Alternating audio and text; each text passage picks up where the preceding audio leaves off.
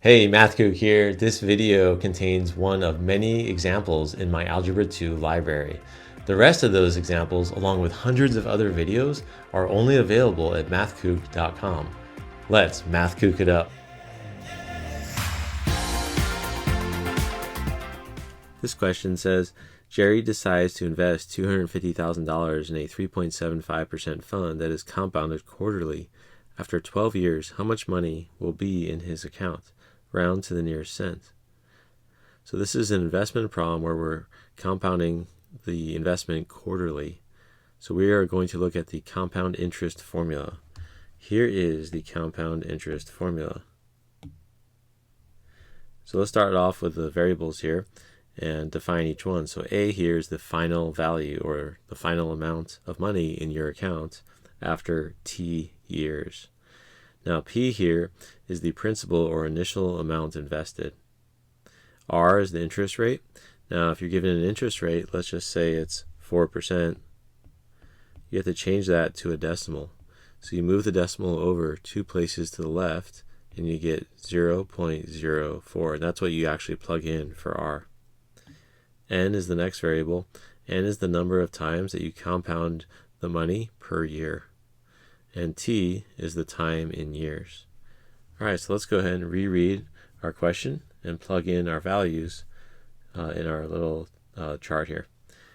So Jerry decides to invest $250,000. So what does that represent?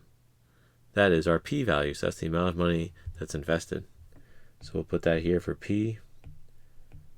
So $250,000. And then it says at 3.75%. So that's our interest rate. So that's R. Now, how do we write 3.75% as a decimal? Remember, we move the decimal over 2 spots to the left. So we'll move it 1, 2, and we'll get 0.035. So 0.0375. Next, it's compounded quarterly. What does quarterly mean? Well, quarterly is, think of it like a basketball game. There's 4 quarters in a game. So therefore, quarterly means N, the number of times compounded per year, is 4. So for N, we're going to write N equals 4. And then it says after 12 years, so that's nice. So T equals 12 years. So we'll plug that in. They say how much money will be in his account.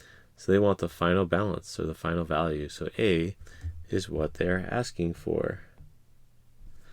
All right, so let's go ahead and plug all these variables into our equation here and solve for solve for A. So we're going to plug in 250,000 first for P.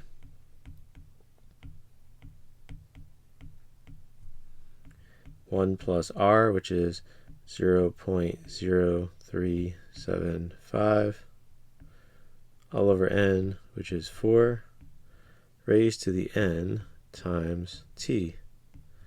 And T was 12 years. All right, so this ends up being 48 up here. So you can do this one stroke of the calculator. I would just type it all in. And let's go ahead. I did that on the side here, and I got $391,257, and then 0005. All right. So this, for money though, we want to round to the nearest cent, which means the second decimal. So I'll underline here the second decimal. So we look at the number after it, it's a 0, which is definitely not going to round the 0 up. So our final answer is A equals $391,257.00. So what does this number represent?